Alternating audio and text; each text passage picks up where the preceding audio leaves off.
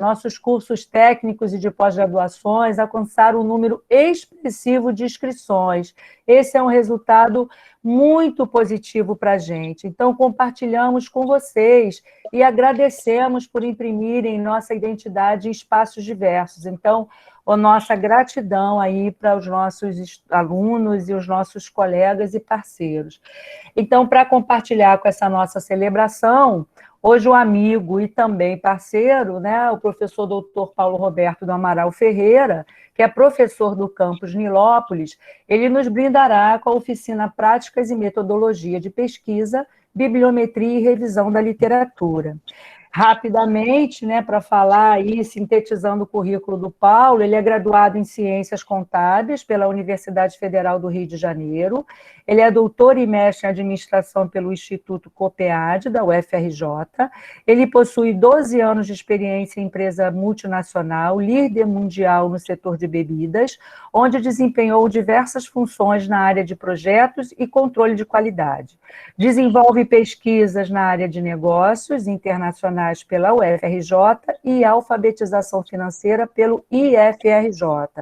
Ele é docente do Instituto Federal do Rio de Janeiro, do campus Nilópolis, e atua nas disciplinas Matemática Financeira, Gerenciamento de Custos, Princípios de Economia, Inovação Tecnológica e outras, né? Porque a gente está sempre atualizando aí esse nosso rol de disciplinas. Ele foi avaliador do Instituto Nacional de Estudos e Pesquisas, do Instituto Nacional de Estudos e Pesquisas Educacionais, Anísio Teixeira, INEP, foi professor de outras instituições de ensino superior, de instituições privadas. Ele tem uma linha de pesquisa que é a promoção da alfabetização financeira na Baixada Fluminense, uma abordagem mista de pesquisa para definição de estratégias de ensino, pesquisa e extensão em uma instituição de ensino superior, é revisor de periódicos nacionais e internacionais. Paulo, a gente pergunta a você se você prefere que façamos as nossas perguntas durante ou depois da apresentação. Como é que você prefere? Eu acho que a gente pode deixar para o final da apresentação. Tá ótimo. Então, Paulo, nosso agradecimento, né, mais uma vez, pela generosidade de aceitar o convite, nossa gratidão. Então, passo a palavra para você, nosso convidado, Paulo Roberto. Muito obrigada, Paulo. Eu que agradeço, professora Albertina. Uma boa noite aos professores da pós-graduação. Uma boa noite aos discentes. Está falhando, Paulo, um pouquinho. Está picotando a sua fala. Não sei se é só para mim ou se também está acontecendo para todos. Vê se melhorou agora. Para mim melhorou. Melhorou para vocês, gente? Sim. Então é um prazer, tá? Prazer participar dessa oficina, né? Essa oportunidade de troca de conhecimento, de experiências. Muito obrigado pelo convite, né? A equipe de São João do Meriti. E eu tenho um slide, né? Eu queria saber se eu posso compartilhar um slide com vocês para somente guiar, né, o nosso bate-papo hoje. Sim, claro que sim, Paulo. Eu pergunto se eu posso colocar o seu contato também no chat, o seu e-mail, posso colocar? Pode Tá sim, ótimo. sem problema.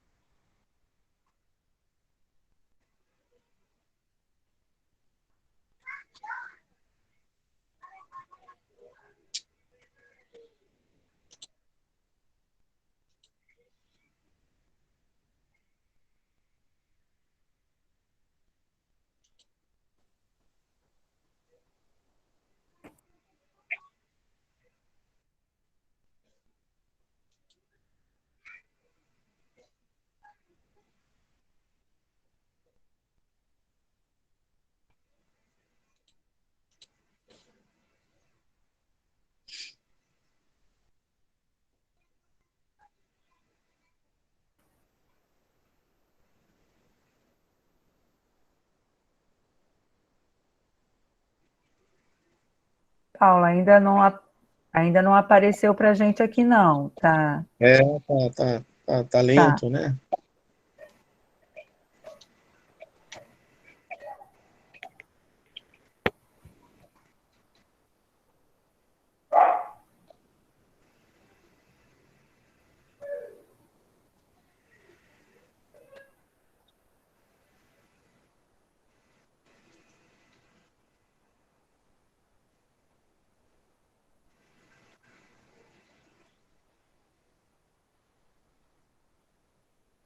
Se você quiser também, você pode passar para mim, caso você não consiga aí reproduzir, que eu tento Bom, apresentar.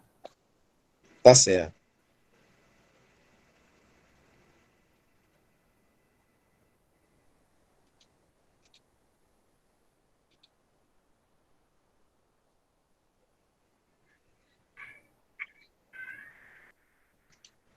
Esperar só mais um minutinho. Se não der, a gente bate um papo mesmo sem. Acho que agora foi.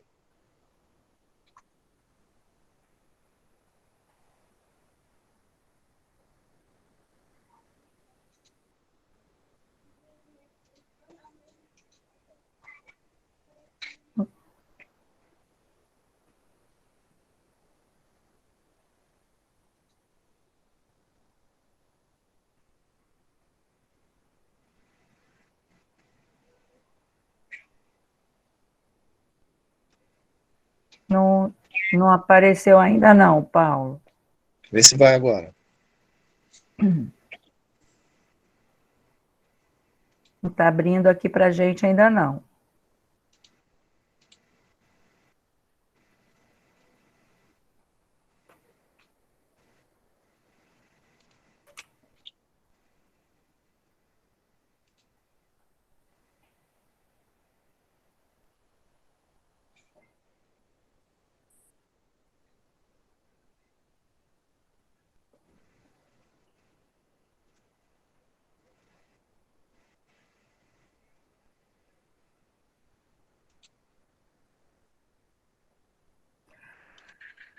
Um dos teus dispositivos está, inclusive, trava de vez em quando. Eu não sei qual que você está, porque você está com dois aí, com acesso a Isso, dois, não é isso? Pois isso aí. é.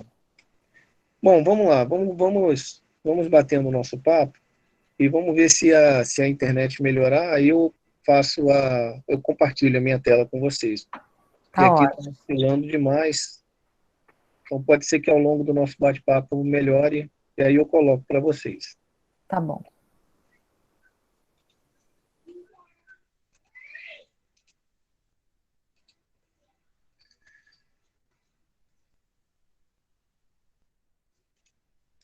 Bom, pessoal, então eu recebi esse convite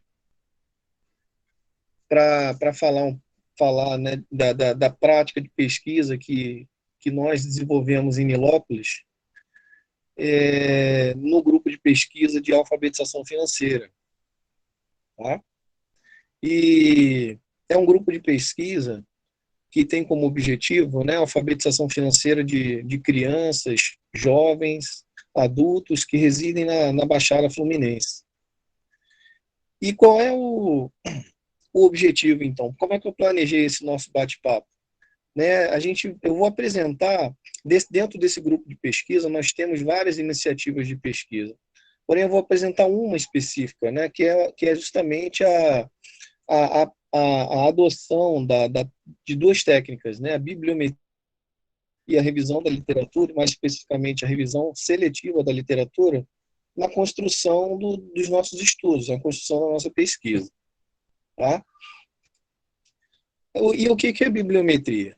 Os professores talvez estejam né, familiarizados, mas os alunos pode ser que não. Né? E a bibliometria ela é uma das técnicas, né? A gente sabe que tem um leque de técnicas aí relacionadas com metodologias de pesquisa que a gente pode adotar no âmbito aí dos nossos estudos. Então, bibliometria é uma delas. E é uma técnica que aplica alguns métodos matemáticos, estatísticos, né, para analisar e construir indicadores sobre dinâmica e evolução de uma determinada área científica. No nosso caso, a gente utilizou a bibliometria para que a gente pudesse conhecer o estado da arte da alfabetização financeira. Isso em 2019, que foi o nosso pontapé, o nosso startup aí nesse campo de pesquisa. E a revisão seletiva da literatura, se a gente olhar aí os manuais, os livros, que tratam de metodologia de pesquisa, quando a gente fala de revisão da literatura, a gente tem a revisão sistemática da literatura, que é uma revisão mais ampla, O pesquisador ele faz uma varredura de todos os artigos, de todos os autores que tratam de um determinado assunto. E você também tem, por outro lado, a revisão seletiva da literatura.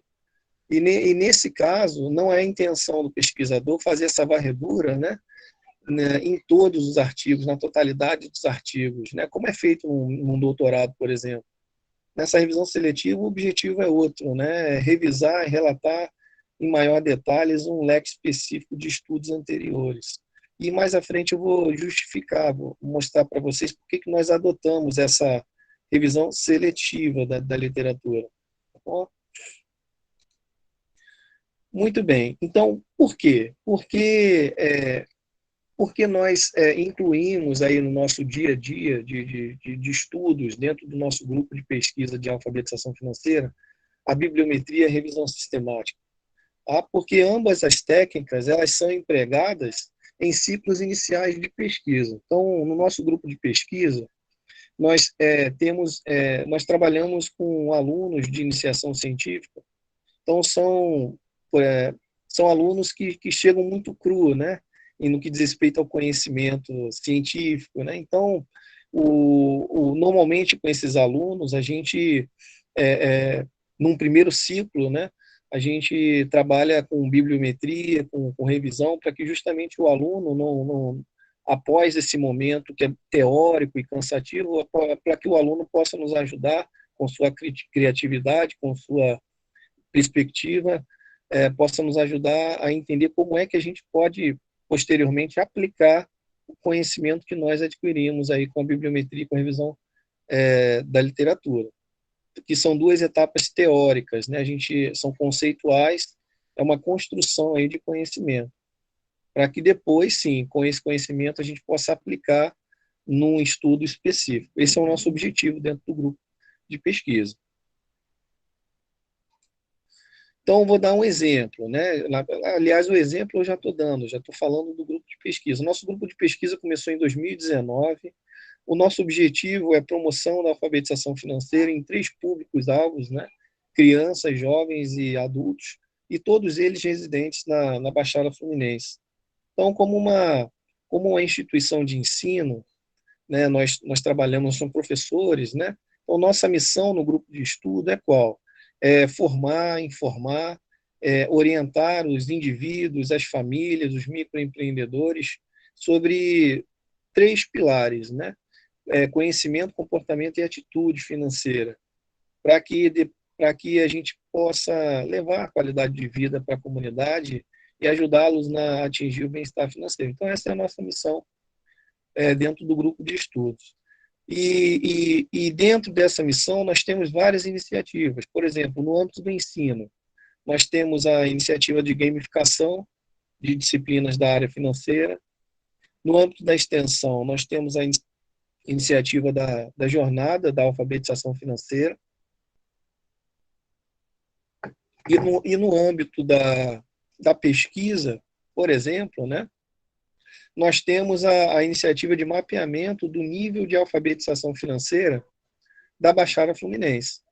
A gente quer saber qual é o grau, qual é o nível de alfabetização financeira na Baixada Fluminense. E mais ousado, a gente quer saber qual é o nível de alfabetização financeira em cada um dos 13 municípios da Baixada Fluminense. E mais ousado, a gente quer saber qual é o nível de alfabetização financeira estratificado por raça, por cor, por religião, por gênero, por faixa etária, por faixa de renda e por aí vai. Ou seja, é uma estratificação por variáveis socioeconômicas, E, para isso, a gente aplica a técnica do survey, tá?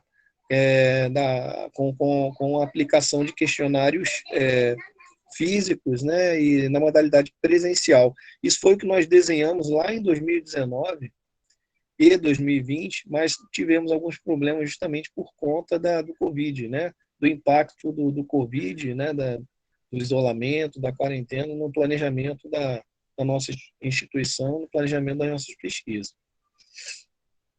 E quanto ao mapeamento, que foi esse mapeamento do nível de alfabetização financeira, foi a nossa primeira iniciativa de pesquisa lá em 2019. Esse ciclo de pesquisa, esse ciclo inicial de pesquisa se deu em duas etapas, né? Uma primeira etapa com uma bibliometria, foi um trimestre de trabalho, e depois uma segunda etapa com uma revisão seletiva da literatura, que foi o segundo trimestre de trabalho. Na bibliometria, nós desenhamos, nós delineamos algumas questões norteadoras, tá? Então, são elas, né? Eu posso citar algumas aqui para vocês. Qual a produtividade anual no mundo e no Brasil sobre pesquisas na área de alfabetização financeira, né? Medir em termos quantitativos, né? Qual é essa produção anual, para a gente saber se esse objeto de estudo, se esse campo de estudo é promissor ou não, né? Se justifica ou não todo o nosso esforço e investimento de tempo. Segunda questão norteadora da bibliometria foi qual a produção científica por país. Terceira, quais os autores que mais publicam artigos sobre alfabetização financeira no Brasil e no mundo? Quais áreas do conhecimento são mais exploradas nas pesquisas que tratam de alfabetização financeira? Quais periódicos científicos que mais publicam estudos sobre alfabetização financeira no Brasil e no mundo? Quais as universidades, né, que mais se destacam em pesquisas nessa área? Olha aí quantas perguntas importantes, né, que essa técnica de bibliometria ela nos ajuda a trazer, a responder, né? E justamente formando uma opinião, formando um conhecimento, a partir do momento que a gente não conhece, né, a área o campo, o nosso objeto de estudo em profundidade. Então, normalmente, essa bibliometria é feita no primeiro ano do mestrado, nos primeiros anos do doutorado, com os alunos da pós, do Lato, também eu super recomendo a bibliometria para aqueles que desejam trabalhar com um tema específico, antes de fato, aprofundar na pesquisa, né, para que vocês saibam quais são as referências, né, no seu objeto de estudo, tá? E a gente operacionalizou a bibliometria pelo site do periódico CAPES, né? Então, eu não estou projetando a tela aqui para vocês para mostrar, né? Então, para nós que somos do Instituto Federal, o acesso ao site basta que nós entremos com nossa senha e login institucional para que nós tenhamos o acesso às pesquisas mais profundas, às bases de dados que são mais relevantes. Tá? Então, os Paulo, professores... você quer que eu projete aqui a entrada no periódico? Sim. Eu acho que seria bom você fazer essa entrada aí para o pessoal ver, né? Porque, Isso. inclusive, surgiu essa questão, né, João, nos e-mails sobre o acesso dos nossos alunos ao periódico. Aí o João fez um esclarecimento. Eu acho que seria bacana se você conseguisse projetar aí, senão eu tento aqui. Você projeta para mim, meu computador aqui, que a internet está muito ruim. Eu estou utilizando a do celular para o áudio, meu computador não tem áudio, né? Então, você consegue projetar aí eu vou... Aí você vai me ajudando, passando aí as imagens, clicando nos botãozinhos.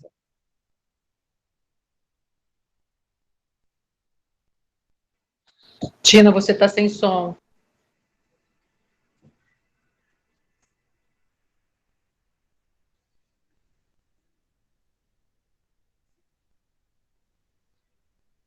Vou projetar aqui para vocês, então, tá? Vou abrir aqui, Paulo. Tá certo, muito Vou obrigado. só compartilhar aqui a guia, tá? Só um minuto. Paulo, boa noite, sou Deise Paris, também do Campo São João de Meriti. Oi, Du. Você falou que eu posso fazer a pesquisa nos periódicos da CAPES. Você vai direcionar como fazê-lo? E um outro detalhe, eu precisaria de uma questão norteadora ou palavras-chave que me direcionaria à pesquisa? Essa pesquisa no periódico eu só posso fazer em revistas, somente em artigos? Então, a palavra-chave é o seu objeto de estudo, né? Por exemplo, no meu caso, a palavra-chave que eu utilizei na bibliometria foi alfabetização financeira, foi educação financeira, que é um sinônimo, né, entre aspas, e eu utilizei também palavras-chave em outras línguas. Eu utilizei no inglês, no Financial Literacy, e isso para que eu pudesse operacionalizar a pesquisa.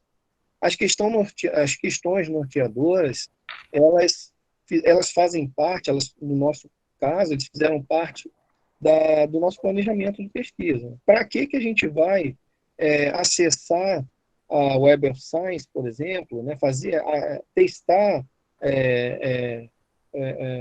rodar, né, a bibliometria pelo Web of Science? Qual é o nosso motivo? Por que a gente vai rodar? O que a gente está buscando? É isso que justifica, no nosso caso, as questões norteadoras.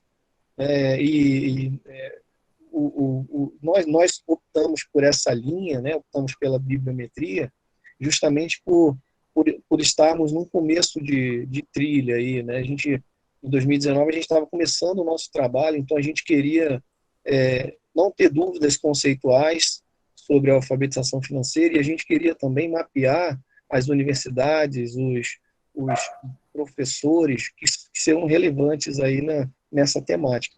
Então, as questões norteadoras, elas seguem um planejamento de pesquisa, e, no caso, a palavra-chave, ela é utilizada, como eu vou mostrar junto com a Albertina, a palavra-chave, ela é utilizada para operacionalizar a bibliometria dentro da plataforma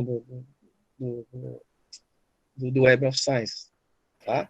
Paulo, eu projetando, eu não consigo ver vocês, então você vai guiando aí que eu vou clicando aqui. Já aparece a tela para vocês, os alunos já confirmaram, agora o que você quer que eu faça? Dá o comando aí que eu vou seguindo. Então tá, então vamos lá. O primeiro passo é clicar no acesso CAF, lá em cima. Todo mundo consegue ver? Deixa eu fazer junto com vocês. Acesso CAF, lá em cima. Isso. Por quê? Todo mundo está vendo? Está todo mundo vendo aqui onde é? Me digam. Sim, Tina. Sim, tá Tina. Bom. Tá. Clicando no acesso CAF, a gente entra numa página específica, né, institucional do pesquisador. Não é todo mundo que tem esse acesso, tá? São os professores e alunos que estão ligados a uma instituição de ensino no Brasil. Então, clicando no acesso CAF,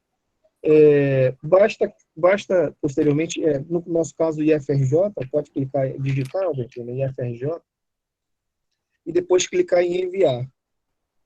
Todos acompanham, gente? Sim? Sim. Ok.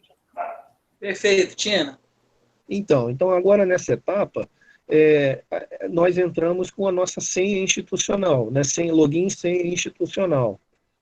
No caso, os alunos que tiverem também, né, esse login e senha, e conseguirem com a área de TI do campus, também tem esse acesso às bases de dados que são fechadas, tá? Que é o caso da Web of Science, que nós utilizamos no nosso grupo de pesquisa. Então, é para eu colocar aqui, se eu lembrar minha senha, tá, gente? Que tem 500 mil anos que eu não entro nesse negócio. Deixa eu ver se vai acessar aqui. Acho que... Acessou.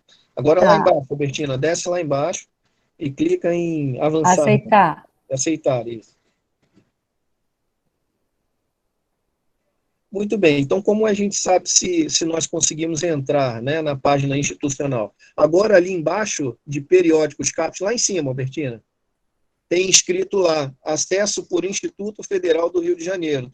Então, se apareceu essa informação, é porque agora nós acessamos a página com com o nosso login, né, com o nosso perfil de pesquisador.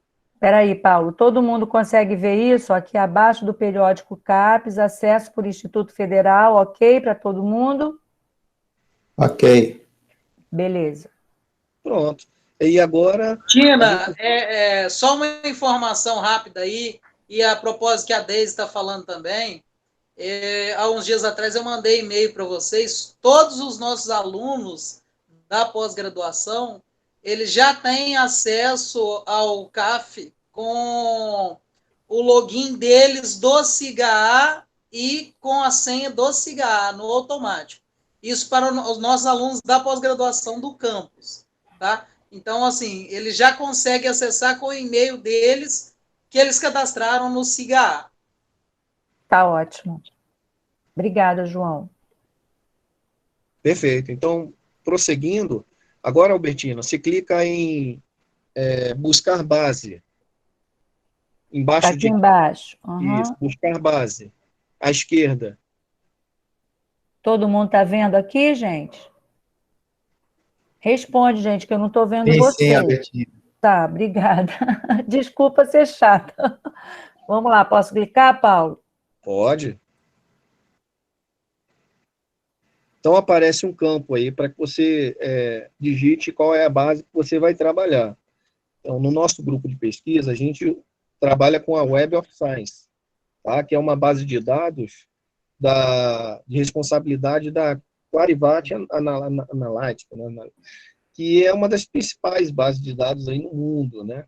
Mas também é muito comum ver pesquisadores utilizarem Scopus, né? A base de dados Scopus, que é da Elsevier, né? Então, como é que a gente faz para acessar essas bases? Basta digita aí, Tina, Web of Science.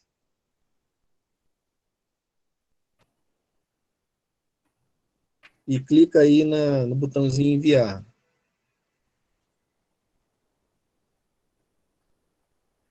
Ok, gente? Para vocês, tudo bem? Bom, Tina. Valeu. Aí, no caso, é o terceiro link. A gente vai clicar no terceiro Web of Science, coleção principal.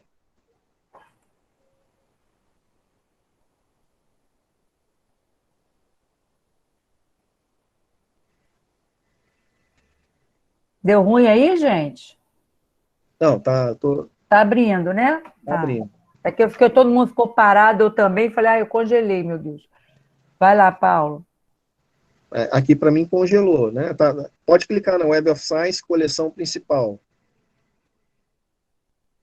Você já clicou aí? Tá aqui, ó, tá aqui. Vocês estão vendo ou não? Vocês estão vendo, gente? Não, Tina, não estamos vendo, não. Parece que você Não, ainda é não porque... Vê agora. Agora Vê sim. agora. Isso. Tá ótimo. Tá. Agora eu tô vendo, é porque eu acho que tá com delay. Tá. E aí? Foi? Então, essa é a página principal do Web of Science, tá? Então, agora, voltando para a pergunta da professora Deise, né?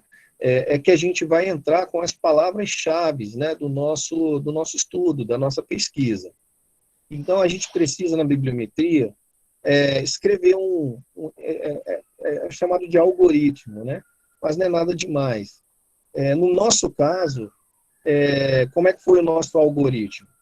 Nós fizemos como a gente trabalhou com o tema alfabetização financeira e a nossa pesquisa, a nossa intenção de pesquisa que a gente estava desenhando era um survey, então a gente trabalhou com essas duas palavras-chave, só que em inglês, tá? Financial Literacy e survey. Então, escreve aí, por gentileza, Albertinho. Financial. Ah, é financial, Financial. Ok, Paulo? Isso. Agora, Albertino, uma dica, né? Entre aspas, né? Por quê?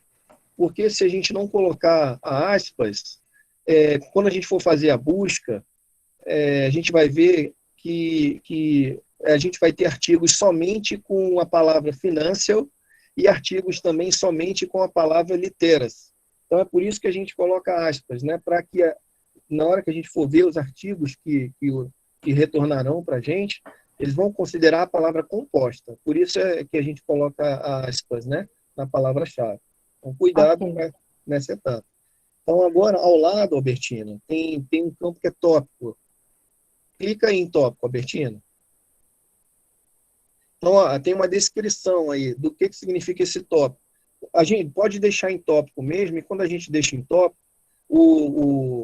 essa busca, né? Clica em tópico. Essa busca, ela vai considerar o quê? As palavras, essas palavras-chave localizadas no título, no resumo, as palavras-chave do autor, keyword plus, como tá colocado aí.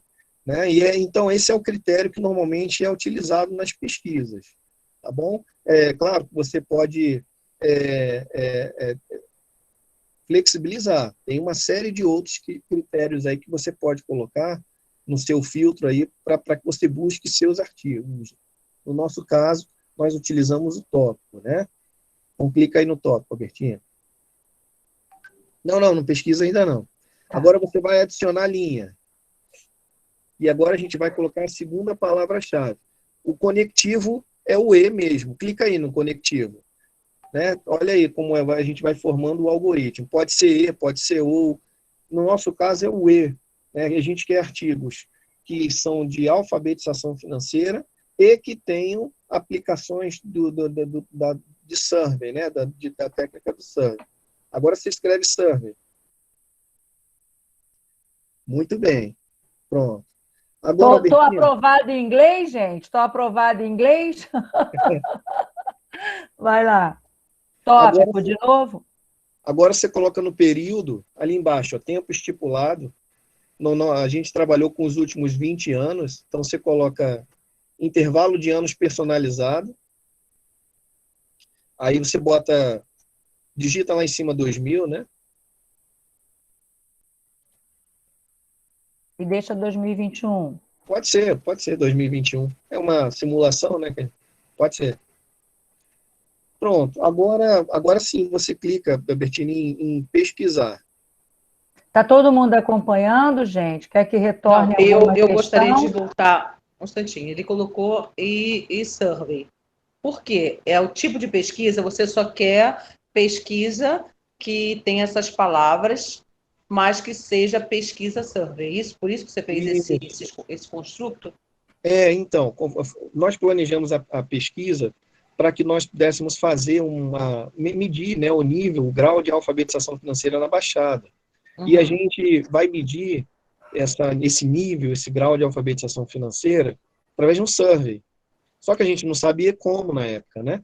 Então, para que a gente pudesse desenhar a nossa pesquisa, nós fizemos essa bibliometria para que nós tivéssemos acesso aos artigos que fizeram, né, os autores que fizeram essa mesma pesquisa que a gente queria fazer nos últimos 20 anos. Inclusive os artigos com muitas citações, os artigos mais relevantes, para que nós utilizássemos o que eles fizeram como uma bússola, como um trajeto para a nossa pesquisa. Então, eu utilizei duas palavras-chave. Uma é meu objeto de estudo, Financial Literacy, e a outra é meu método de trabalho, que é o survey. Esclareceu, Deise? Esclareceu, sim. Então, eu posso colocar o método que eu for utilizar, seja ele qual for, ou eu posso também não ser o método, pode ser, exemplo, alguma coisa que se relacione com o meu objeto. Pode sim. Pode sim. Inclusive, você pode colocar, eu utilizei duas palavras-chave. Você pode colocar 3, você pode ir adicionando linha, né? Pode colocar 3, pode colocar 4, 5. Sua pesquisa vai ficando cada vez mais específica. Entendeu? Eu estou fazendo essa pergunta porque tem até um colega aí que lá da disciplina comigo, acho que ele está fazendo mestrado, doutorado também, ele é lá do Cefet. Muito obrigado pela presença dele, eu coloquei lá no grupo e ele apareceu. Boa noite, obrigada. Ô, Paulo, mas quando você fala em adicionar as palavras-chave, você diz que é na primeira linha que nós estamos aqui, eu posso botar mais uma palavra-chave, é isso? Adicionar Pode. mais uma, né? É só clicar em Tá, adicionar linha, que você vai adicionar linha. Aí, quando você adicionar linha, você vai colocando a quantidade de palavras-chave. aqui, né? Então, por Isso, exemplo, se aqui eu quiser botar mais, eu só vou clicando aqui, né? Isso vai aparecendo isso. novas linhas e novas palavras e eu faço a busca. Isso aí. Ok, muito obrigada. Ficou claro, gente, para todo mundo? Aqui, ó, se quiser adicionar mais palavras, é só colocar adicionar linha. Né? Tomando sempre cuidado com o conectivo, né? Ou Isso. Aí eu mantenho o conectivo, né, Paulo? De preferência. E tem que ver, depende do planejamento da pesquisa. Pois No é. nosso caso, sim. No nosso caso, a gente queria, como pensando em dois conjuntos, a gente queria a interseção do conjunto, né? Por isso a gente usou o E. Tá ótimo. Então, clico em pesquisa agora. Pode ir, pode. Tá bom. Sr. Paulo, enquanto a página carrega, gostaria de tirar uma dúvida. Que a Alex, que até a Daisy mencionou, eu agradeço o convite para participar aqui da atividade de vocês. Eu sempre, quando entrei no período de CAPES, eu fazia a busca diretamente naquela primeira janela que aparece, né, de busca simples ou busca avançado. E aqui agora eu estou aprendendo com o senhor de entrar pela Web of Science, né, por selecionar uma base de dados específica. Qual é a diferença em eu realizar a busca diretamente naquela primeira janela de busca que aparece ou entrando na base específica?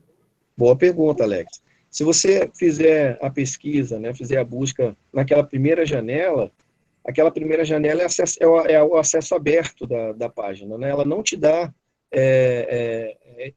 o acesso à Web of Science, ela não te dá o acesso aos corpos, né? Ela te dá acesso à base de dados nacionais e que não tem tanta relevância como essas bases internacionais, né? Que são tops aí no mundo. Ah, entendi. Mesmo se fizer o login e acessar direto lá, não tem acesso a essas bases, né? Eu fazia o login, mas eu pesquisava diretamente ali na busca avançada. Sim.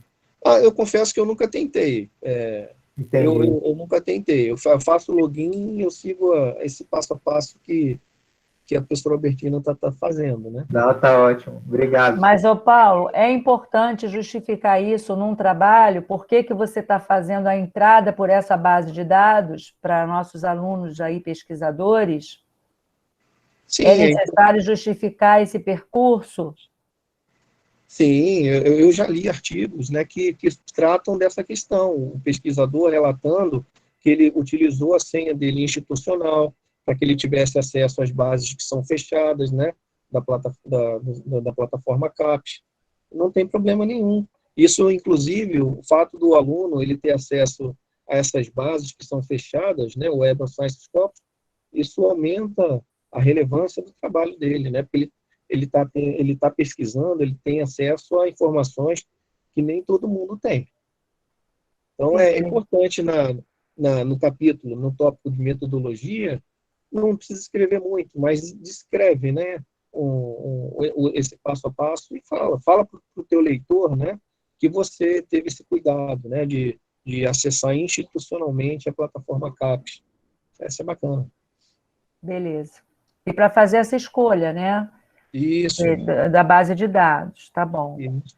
Claro que aí você depois vai ter que defender por que optou pela Science, por que optou pela Scopus. E isso é uma competição, né? Tem autores que preferem a Web of Science, tem outros autores que preferem a Scopus. Eu mesmo já fiz a bibliometria nessa área de alfabetização financeira pelas duas bases, né? E a gente encontra pequenas distorções quantitativas, mas o resultado, né, qualitativo é praticamente o mesmo. Tá? Pelo menos no nosso caso de alfabetização financeira. Perfeito. Mas, Paulo, na tua experiência específica aí da tua pesquisa, teve artigos nacionais dentro do Web of Science ou não? Teve sim. Foi o Caminhos da Cerveja que perguntou? Teve sim. Isso. Teve sim. O artigo estava escrito em inglês, tá? mas os autores eram, por exemplo, da Universidade Federal de Santa Maria. Foi através dessa pesquisa da bibliometria que eu cheguei na professora Kelmara Vieira, da Universidade Federal de Santa Maria, que é uma professora da pós-graduação em administração pública. Ela é formada em estatística, e ela, nos últimos 5 anos, ela publicou vários artigos publicados na Web of Science, na área de survey e alfabetização financeira. Então, vocês vejam a importância da bibliometria para que a gente chegue nas pessoas certas, né, que de fato vão nos ajudar na nossa pesquisa. Então, tem sim, tá? Claro que a maioria dos artigos são em inglês. Vamos ver isso aí dentro dessa página principal. A maioria, eu diria que 90%, 95% dos artigos estão em inglês, mas também tem artigos em outras línguas, tá? Então, pessoal, quando a professora Albertina clicou em pesquisar, retornou para a gente 587 artigos, tá? Na verdade, estudos, né? Artigos não, estudos, que tratam de alfabetização financeira e survey. Então, no nosso grupo, né, na nossa estratégia de pesquisa, a gente faz um filtro, a gente tem uma restrição, que é qual? A gente opta somente por artigos científicos publicados em periódicos revisados por pares e de forma cega. Tá? Então, como é que a gente ativa essa restrição? Pode descer, professora Albertina. Aí, passou. Aí. Tipos de documento. Tá? Então, tem aí artigos, proceeding, acho que são artigos que serão publicados, né, em breve.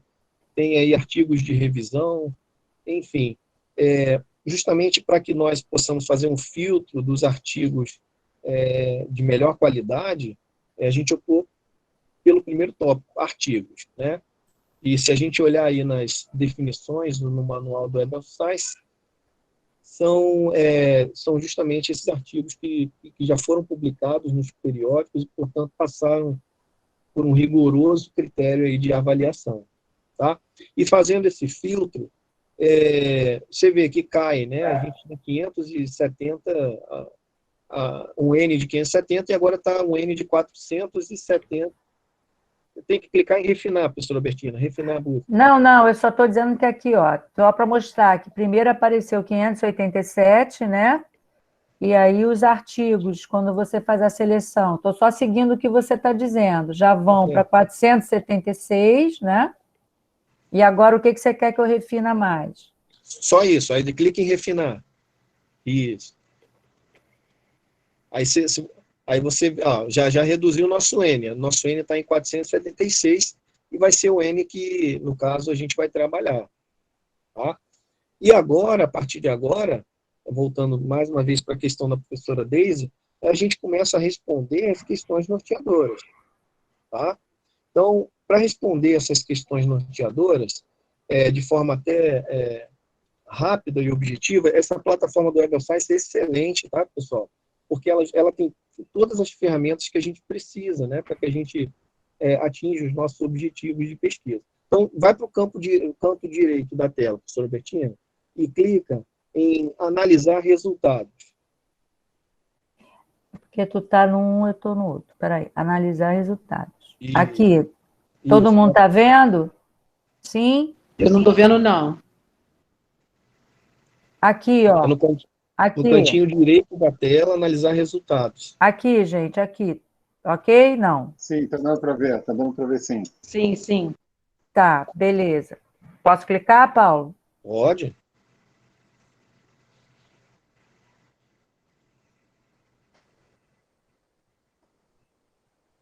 Abriu para vocês aí? Já aparece? Para mim, abriu.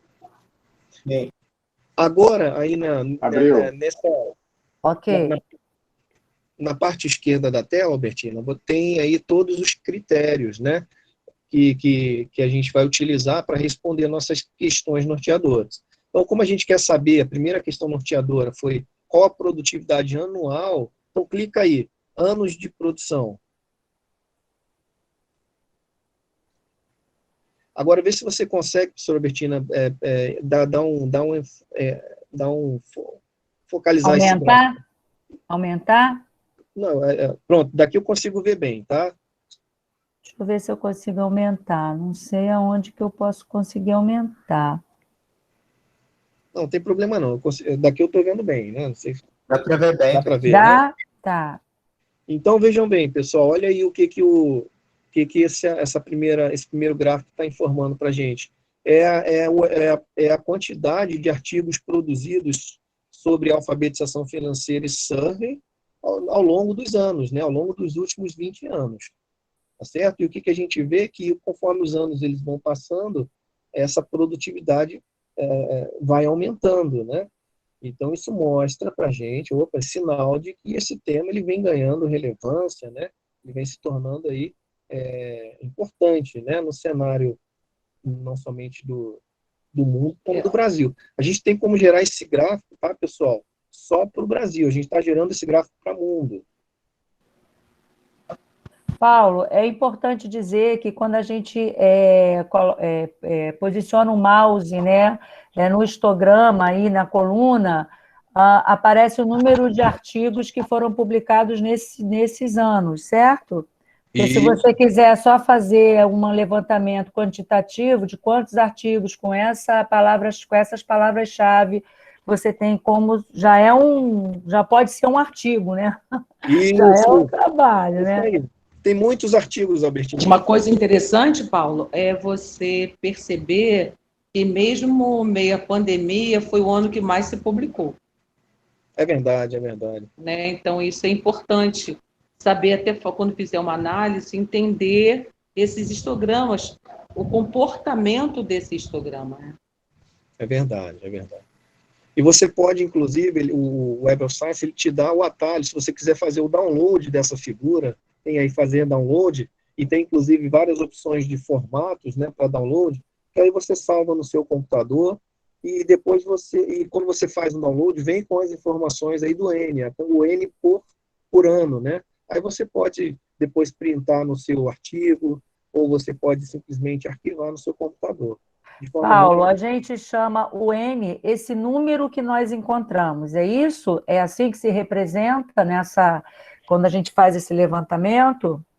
Tem o N total, depende, né? Tem o N total, né, de artigos que a gente está trabalhando, e tem esse N que é o N estratificado, né, por ano. Tá ótimo, obrigada. Tá bom? Então, agora a gente vai para a segunda pergunta norteadora, que é o quê? Qual é a produtividade por país. A gente quer saber qual é o país que mais publica, né, sobre alfabetização financeira e survey. Então, posso clicar? Pode clicar, professor. Se eu colocar via no Brasil, eu tenho como identificar por estado? Não. Você tem como identificar por universidades, né? Aí, identificando as universidades, por exemplo, quando você faz a estratificação por universidades, aí você vai ver a Universidade do Rio Grande do Sul, Universidade Federal do Rio de Janeiro. Aí você consegue, sim, né, através da universidade, fazer esse mapa. E revista, tem? Tem também. Por quais? Tem.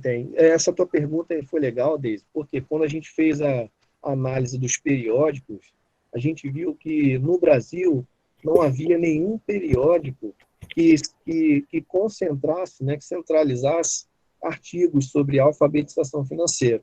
Normalmente os artigos de alfabetização financeira eles estão espalhados, né, por vários periódicos no Brasil. E isso é muito ruim. Por quê? Porque para nós pesquisadores dessa temática, encontrar os trabalhos, a gente tem que ficar garimpando, pesquisando, né? Então, justamente por conta dessa... E esse problema nós identificamos na bibliometria, tá? Diferente do mundo. No mundo, a gente tem periódicos que são renomados nessa área, tá? Então, identificando esse problema, a gente, em Nilópolis, né, desde 2019, a gente vem conversando com os professores, a gente vem conversando com a reitoria, né, com a Propi, né, para ver a possibilidade da gente formatar, né, criar uma revista prática de alfabetização financeira. Mas por conta da pandemia, né, a gente ainda não conseguiu botar isso para frente. Então, essa pergunta é muito válida, tá, Leise? Tem sim, como você fazer uma varredura dos periódicos e dentro do Web of Science você tem como ver o fator de impacto, né, o qualis dos periódicos, para que você possa fazer o ranking dos periódicos por qualis. Essa Web of Science é riquíssima em informações, e a gente precisa somente saber como é que a gente utiliza, né, essas informações em prol do nosso estudo, da nossa pesquisa.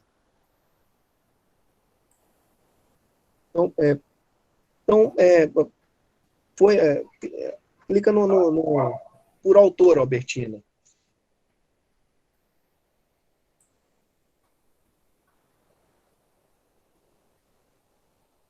Aparece para vocês? Ainda não. Esse gráfico que está aí na tela que a Albertina está mostrando é um gráfico ele chama de mapa de árvore, né? Mas é uma opção, mas você tem como mudar para o gráfico de barra, que no caso, foi o que nós utilizamos nos nossos... Aqui, né, Paulo? Exatamente. Todos veem aqui, ó, que vocês podem mudar tanto para barras ou deixar em árvore. Tudo bem? Sim, Vai, tudo bem. Paulo. Muito bem. Então, pessoal, como nós planejamos a bibliometria? Nós desenhamos, né, 8 questões norteadoras, e cada questão norteadora ligada a um atalho desse, né, que vem mostrando aí na tela à esquerda. Então, bastou que a gente selecionasse cada um dos atalhos, né, gerasse o gráfico, e depois juntamos aí a equipe de pesquisa, né, o grupo de pesquisa, para fazer uma crítica, né, fazer uma análise do gráfico e tentar entender, no caso, essa questão da fragilidade dos periódicos, né, entender, tem a professora Ana Maria Luzardi, né, que é uma italiana, ela está lotada na Universidade de George Washington, nos Estados Unidos. Ela é a top, ela é a que mais pesquisa no mundo, e no Brasil nós temos a professora Kelmara Vieira. Então, todos esses gráficos, eles nos ajudaram a ter esse primeiro contato com a temática, tá? Mas a gente precisava prosseguir. E como é que a gente fez após a gente rodar todos esses gráficos, respondendo todas as perguntas, né? Todas essas questões norteadoras da bibliometria. Albertina, Pois vai lá não. em cima e clique em voltar para a página anterior, por gentileza. Aparece para vocês já? Aqui apareceu. Sim. Tá bom. Aí agora, Albertina, depois da gente responder todas as questões norteadoras, aí você vai clicar agora em criar relatório de citações. Isso está aqui embaixo, né? Aqui todos vêm, logo abaixo de analisar resultados, tá bom? Está aparecendo para vocês? Pode voltar, Tina, por favor. Se eu voltar só aqui, vai ou tem um outro comando que eu faça esse retorno? Pode voltar, pode voltar. Pode voltar por aqui, né? Pode sim. Não, você quer para frente, né, Deise? Você quer aqui o mesmo, outro. aí mesmo. Você quer esse ou quer o outro? Esse é o que nós estamos. O anterior. Esse? Ele falou gerar relatório de acesso, não entendi. Não, criar relatório de citações. Ah, tá ótimo. Tá, já entendi agora. Posso? Vou clicar então, tá? Aí nessa parte inicial, você tem algumas informações sobre o número de citações, mas é sobre o total de artigos, sobre o N, né, total, que é de 476. Então, desce um pouquinho a tela, professor Albertino. Mais, Paulo? Pode descer. Então, essa informação que está aí é que nós utilizamos, né, que foi importante para a gente. Por quê? Porque nesse relatório de citações, o Web of Science ele traz para a gente um ranking desses 476 artigos. Esse ranking por citações, do artigo mais citado para o artigo menos citado. Tá? Então, por exemplo, o primeiro artigo, que foi o artigo, né, esse artigo 1, né, The Economic Importance, então ele foi 700 citações. Então, como nós utilizamos esse ranking de citações? É justamente aí que a gente faz a interface da bibliometria para a revisão seletiva da literatura.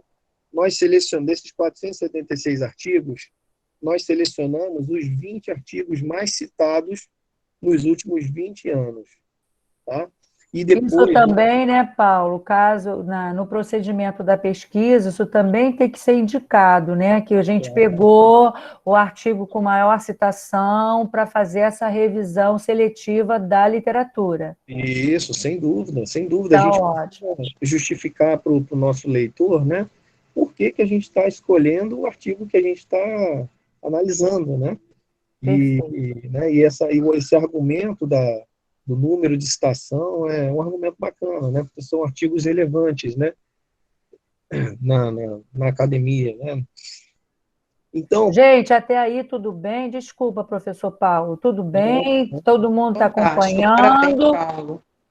Parabéns. E aí, se vocês quiserem que retorne ou alguma questão, né, professor Paulo? Aí a gente retoma, tá bom. Pois não, Paulo, pode falar. Ok. Então, nós selecionamos os 20 artigos mais citados, tá?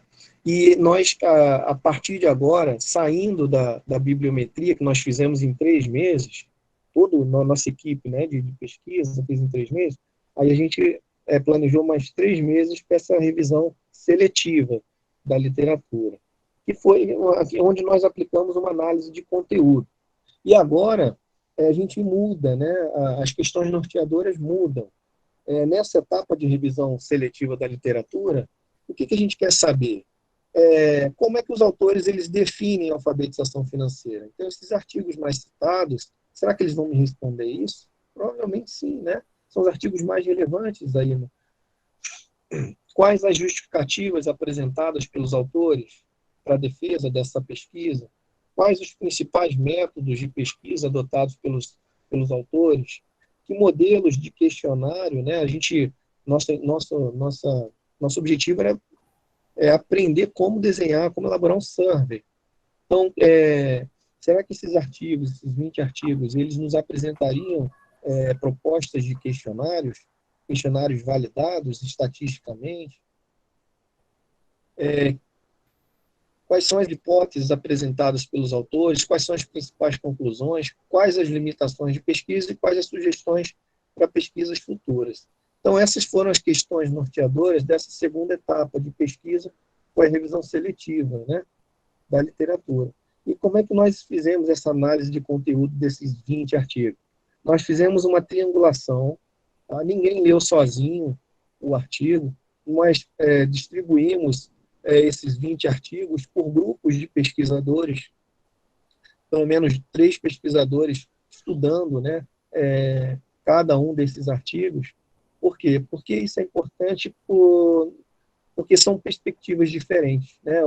O que eu leio, né, o que eu interpreto de um artigo, não necessariamente é a leitura do meu colega. Então, eu junto a minha perspectiva com a perspectiva do meu colega, e isso traz para a gente uma contribuição, né? Traz para a nossa proposta de pesquisa uma grande contribuição. Tá? Então, a gente trabalhou com a triangulação, né? Durante algumas semanas, eu não tenho como mostrar para vocês aí na tela, que está aqui no meu computador, mas a gente fez no Excel mesmo, tá? Um controle de registros, cada pesquisador, lendo um artigo, ele desconstruiria esse artigo, né? Ele pegaria partes do artigo e colocaria numa ficha, né? num registro que nós criamos, para que nós justamente controlássemos aí essas informações relacionadas à metodologia, a objetivos de pesquisa, conclusões. Então, cada pesquisador, à medida que ele ia lendo os artigos, ele ia preenchendo esse controle de registro, e no final da semana, nós juntávamos esses registros que eram feitos e arquivávamos, para que, posteriormente, depois dessa desconstrução, nós pudéssemos fazer a construção, juntar aí esse quebra-cabeça, né?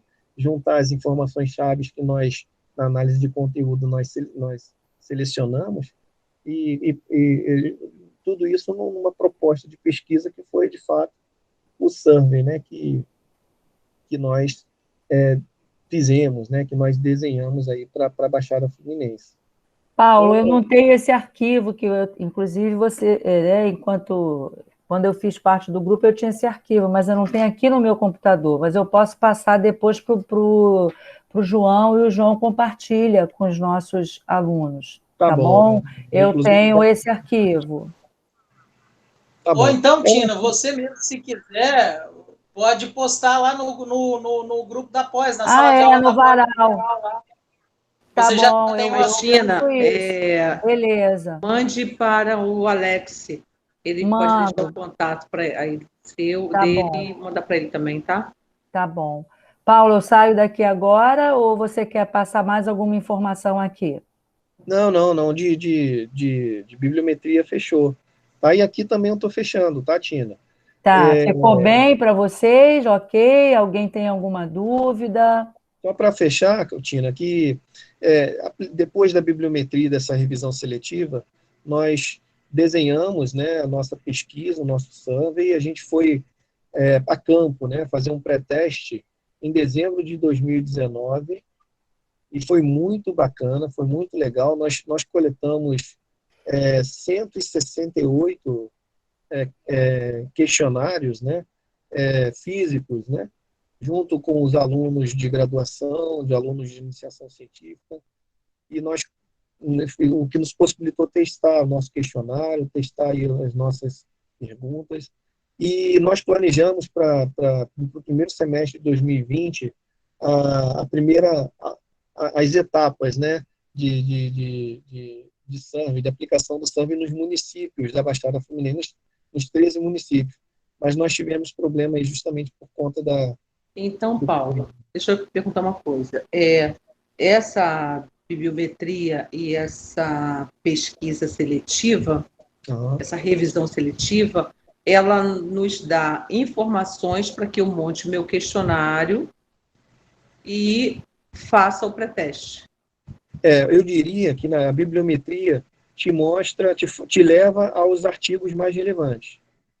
Aí, em mãos, esses artigos relevantes, eles te levam aos questionários relevantes, né? Aqueles questionários que foram validados e estatisticamente tiveram ampla aplicação aí no mundo, como foi o caso dos questionários da professora Ana Maria Luzardi, né? Ela aplicou questionários nos Estados Unidos e na Europa, nos países da Europa, aqui no Chile. Então, ela testou bastante o questionário que ela propôs. E isso aumenta aí a confiabilidade. A gente trouxe, né, o modelo de questionário dela para o nosso contexto e nos deu confiança, né, para que a gente pudesse utilizá-lo e testá-lo aí na mensuração do nível de alfabetização financeira na Baixada Fluminense. Então, a gente agora, né, quer ouvir os alunos, as perguntas dos nossos alunos e alunas, algumas considerações. É com vocês agora, gente. O Paulo, aqui é o Edson, aqui do Caminhos da Cerveja. No caso, na tua pesquisa do Web of Science, você teve ali...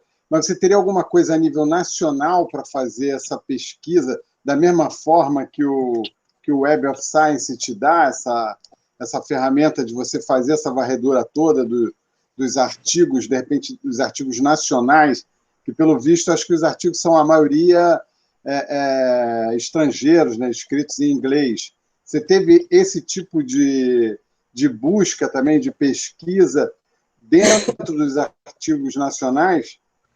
Tive sim, Edson. O que eu fiz lá no início? Nós criamos duas frentes de trabalho, né? Um grupo de pesquisadores trabalhando no Web of Science, para que eles levantassem todos esses gráficos pelo Web of Science, respondendo às questões norteadoras pela ótica do Web of Science. E nós também tivemos um grupo de pesquisadores trabalhando com a plataforma do periódicos CAPES sem a senha, né? Com aquela busca normal. Para que nós tivéssemos também gráficos e parâmetros dos artigos nacionais, né? E depois, fazendo os dois levantamentos, a gente pôde comparar, né? Principalmente a produtividade nacional, que não é muito considerada no Web of Science. O Web of Science, Edson, os artigos, né, que você consegue ter acesso pelo Web of Science são artigos publicados em periódicos de grande fator de impacto no mundo. Aí tem um critério. Para o teu artigo aparecer no Web of Science, você tem que publicar ele num periódico com alto fator de impacto. E tem periódicos nacionais com alto fator de impacto que, inclusive, aparecem no Web of Science, mas são poucos. Inclusive, né, nós chegamos a alguns pesquisadores nacionais pelo Web of Science. Mas se você quiser ter se você, na tua pesquisa, você fizer um planejamento, não, eu não quero o mundo, eu quero o Brasil. Aí eu recomendaria, né, para que você trabalhasse com, por exemplo, a busca simples, né, da periódicos CAPES, que aí sim você consegue ter uma visão mais do Brasil, né, mais nacional, de artigos que são publicados em revistas que não são tão relevantes, mas é a produção científica nacional. Mais alguma pergunta, gente, ou consideração? O Flávio citou aqui, Paulo, que na área da administração, né, que a spell.org é um dos caminhos, né, para fazer essa busca. Isso, perfeito. Mais alguém? Alguém quer fazer um comentário? Quer fazer uma pergunta para o Paulo? Quer convidar ele para a banca para ajudar na pesquisa? Né, Paulo? A gente é parceiro, né, querido? E a gente pode contar sempre com você. João, você quer fazer alguma fala agora?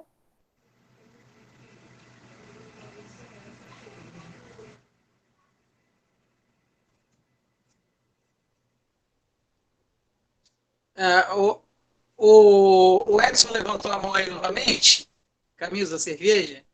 Eu vi a mãozinha levantada, não sei se é delay, mas fique à vontade, Edson.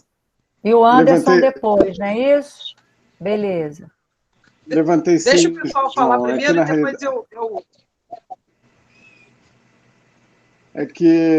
Aqui na realidade eu estou realmente fazendo também uma pesquisa sobre a Baixada Fluminense, sobre os arranjos produtivos locais. E o meu orientador, que é o Silvio, ele pediu para mim fazer um levantamento sobre artigos, de repente, de outras regiões, com IDH de outras partes do mundo, com IDH baixo, como o da Baixada, né? Porque, na verdade, o arranjo produtivos locais que eu estou fazendo essa pesquisa é sobre turismo, né?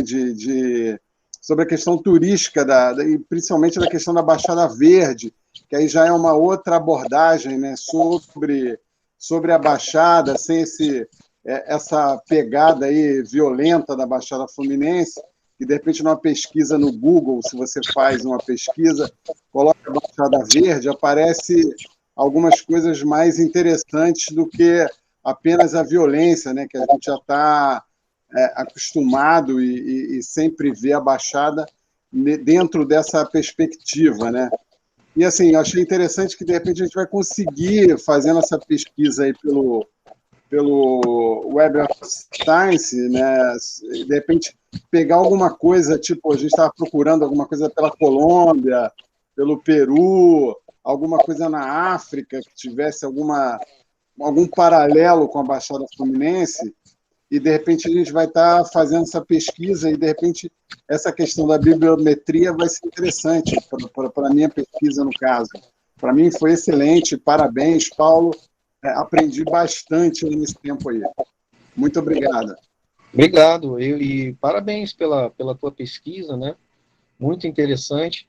E o nosso tempo foi curto, né?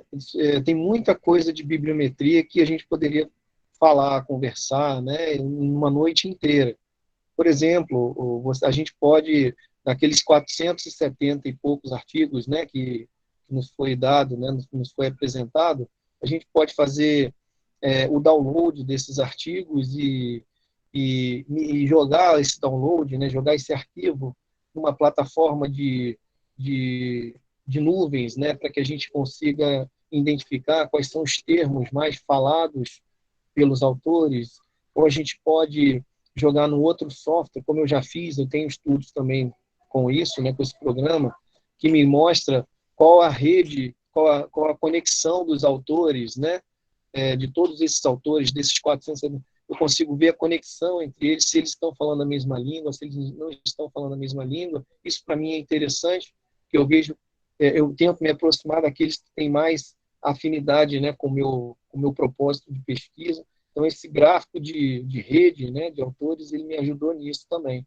Então, é uma ferramenta riquíssima, e para que a gente possa aprender a utilizá-la, a gente tem que logar, como a gente fez hoje, né? E na tentativa e erro, a gente vai futucando, vai mexendo, vai aprendendo. É uma ferramenta excelente, muito boa para que a gente possa construir a parte inicial da nossa pesquisa, né? Paulo, o Anderson, nosso professor de economia, né, ele levantou a mão, acho que ele vai falar agora, tá bom? Por favor, Anderson.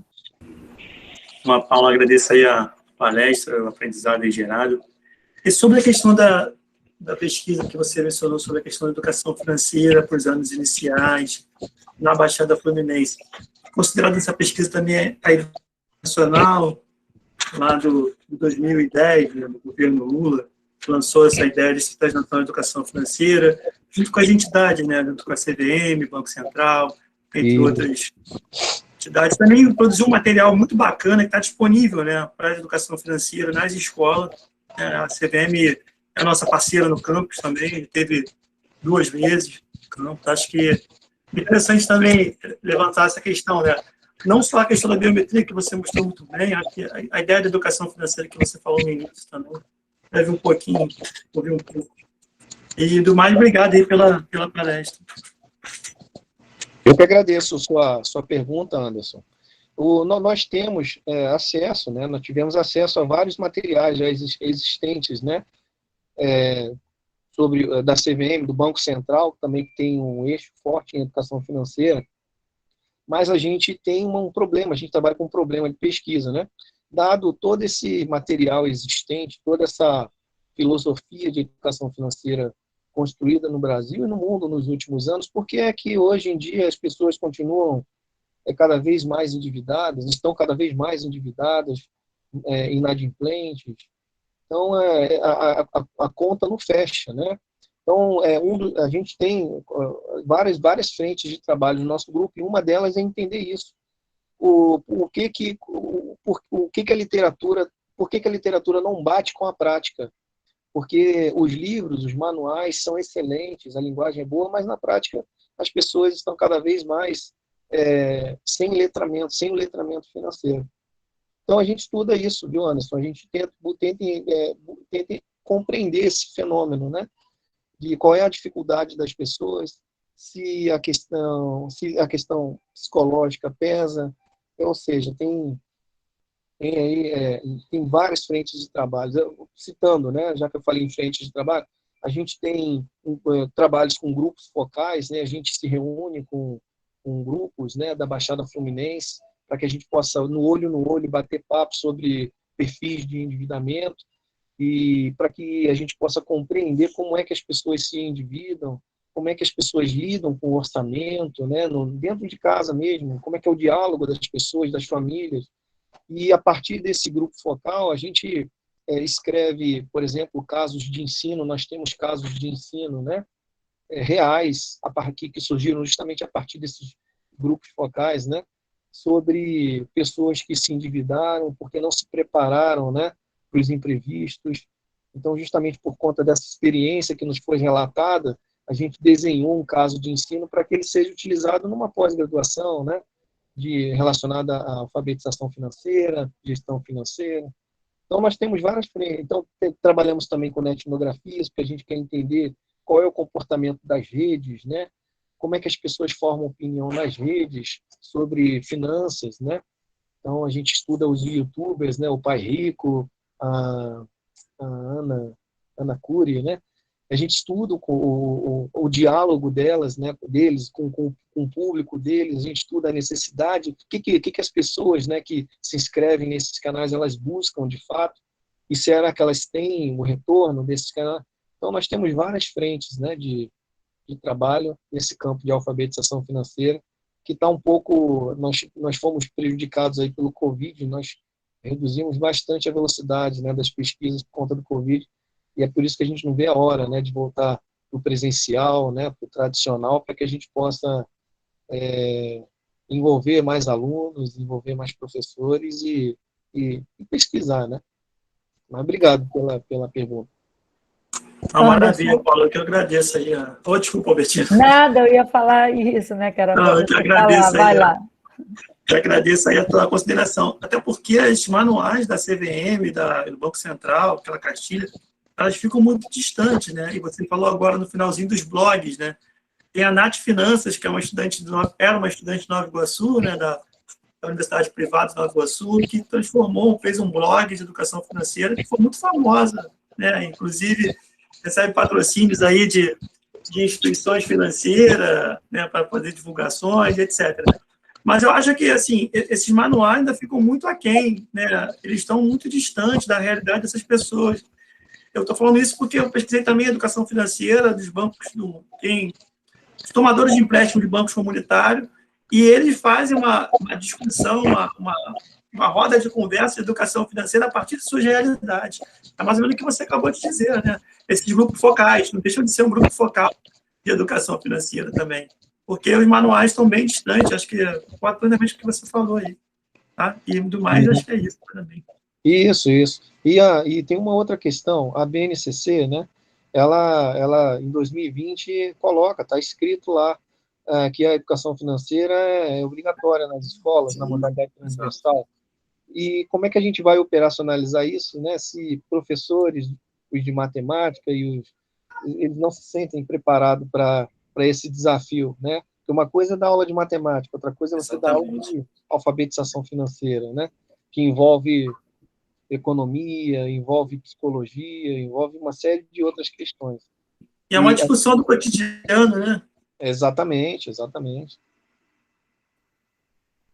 Anderson, muito obrigada, viu, pela participação sua, do Edson. A Deise levantou a mão e eu vou pedir a vocês que eu vou encerrar com a pergunta ou comentário da Deise para passar a fala para o João, para a gente, a posteriori, encerrar, infelizmente, por conta do nosso horário. Pode ser assim, gente? Pode sim. Eu só quero agradecer. Qualquer pergunta a mais, eu coloquei o e-mail do Paulo. Quem quiser direcionar alguma pergunta, tá, Paulo? Pode encaminhar, que aí o Paulo, né, continua com esse bate-papo, né, com a turma. Perfeito. Agradecer, Paulo. Albertina, você poderia repetir no chat? Porque eu perdi a conexão aqui. Eu estou via satélite, aí eu acho que deve ter alguma nuvem aí, atrapalhou aí.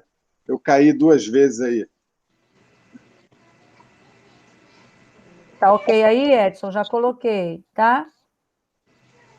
Ok, chegou. Tá. Paulo, eu queria agradecer a participação, foi assim, fantástica, aprendemos muito e estou ansiosa para que você continue com essa oficina. Acho que não só eu, acredito que vários outros, né, colegas aqui querem a sua participação. Muito obrigada mesmo. Obrigado, Deus. Obrigado. Foi um prazer participar dessa oficina, né? Um prazer aprender com todos vocês, né? Trocar experiências, trocar informações. Quando precisarem, pode contar comigo. A professora Albertina tem o meu contato, é minha amiga, só me chamar que a gente está aí à disposição. Obrigada, Deise. João, por favor. Ok. Leonardo, eu já vi aqui a sua questão, tá? Eu vou pedir que você espere para acessar de novo, porque às vezes a gente tem que tentar 2 ou 3 vezes para conseguir acessar o Acesso CAP via IFRJ. Se de tudo você não conseguir, eu vou pedir que você entre em contato com aquele e-mail que eu passei para vocês lá, quando eu encaminhei um tutorial para vocês sobre o acesso CAF via SIGA, tá? É só você mandar um e-mail para aquele endereço que está ali e informar que você não está conseguindo acessar com o seu login e senha do SIGA, ok? Bom, só para não perder a oportunidade, né? Eu já aproveitei aqui. Professor Paulo, foi um imenso prazer. Não estamos mais felizes porque não tivemos a oportunidade de recebê-lo fisicamente no campus para tomar um café, sentar com a gente, bater um papo. Mas esperamos em muitas outras oportunidades ter a sua companhia. Foi ótima a oficina, eu aprendi muito também e faço coro com os colegas aqui, né? Então, assim, fica aí o convite para estar sempre com a gente, sempre que quiser, sempre que se sentir à vontade. E, enfim, esperamos recebê-lo presencialmente no campus, no futuro aí, para tomar um cafezinho com a gente, tá? Para nós foi uma honra, uma alegria e uma oportunidade de ouro, né? Tê-lo aqui nessa forma virtual, no entanto, com a gente, mas, enfim, é o que nós temos por agora, né? Mas foi muito, muito, muito bom. E, enfim, só temos a agradecer. É isso, pessoal. Desejo, então, boa noite para todos, para os nossos alunos. Só lembrando que semana que vem, Tina, você está com o microfone desligado. É só de fazer um agradecimento também ao Paulo, se vocês permitirem, né? Porque o Paulo, além de ser um parceiro de trabalho, ele é um grande amigo, ele é generoso demais, então ele está sempre disponível, e isso, né, sempre traz uma alegria muito grande, viu, Paulo, tê-lo conosco, pela sua humildade, pela sua gentileza. Então, eu agradeço, né, por sempre ser solícito quando a gente te pede um socorro, né? E não só, né, por esse momento, né, que é tão rápido, né, mas eu sei que contribuiu muito para a gente, para mim como pesquisadora, eu sempre aprendo quando você faz essas oficinas, né, porque tem sempre algum elemento que a gente deixa de considerar, então é um aprendizado, e não contribuir só para esse momento de realização de TCC, né, gente, porque isso serve para a vida da gente como pesquisador. E eu quero agradecer ao professor João, a todos os colegas do curso, a todos os nossos alunos por me convidarem para ser aí a mediadora durante esses 2 momentos. Quero agradecer mesmo, João, Anderson, Flávio, né, a Deise, e quero também agradecer a Deise pelo planejamento, organização e apoio na realização desse momento, né, desse e do anterior. E o meu desejo é que vocês tenham um ótimo semestre, contem conosco, o que vocês precisarem. Tina, Deise, Paulo, João, Anderson, Flávio, a gente quer uma oficina sobre... A gente está aqui para ajudar, né? A gente trabalha compartilhando o que a gente sabe e aprendendo com vocês também. Então, o meu carinho, meu agradecimento eterno aos amigos e amigas que aqui estão. Muito obrigada e boa noite. Boa noite, pessoal. Boa noite, pessoal. Semana que vem a gente segue aí com as nossas atividades.